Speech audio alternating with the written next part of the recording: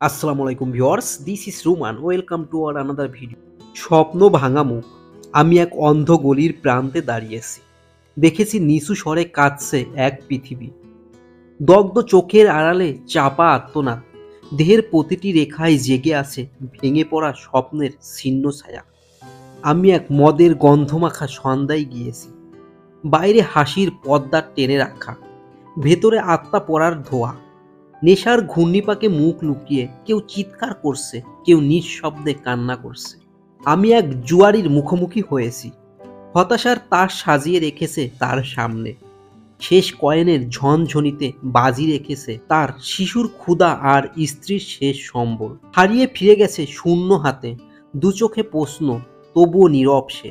আমি হেঁটেছি শীতের কুয়াশায় ঢাকা ফুটপাতে, ছেঁড়া চাদরে জড়ানো এক রাত্রির শিশু। পায়ের পাতায় জমে আছে পৃথিবীর ধুলোকণা, তবুও তার চোখে একবেলা খাবারের স্বপ্ন।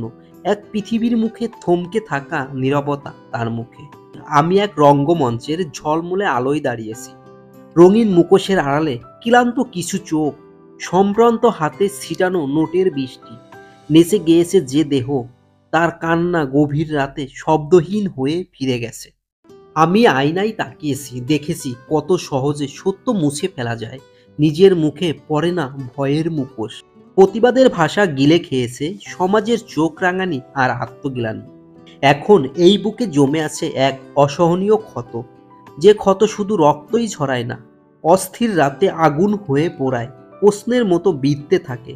আমি কেন নীরব? আমি কেন অন্ধ? আমি কেন এখনো বেঁচে আছি?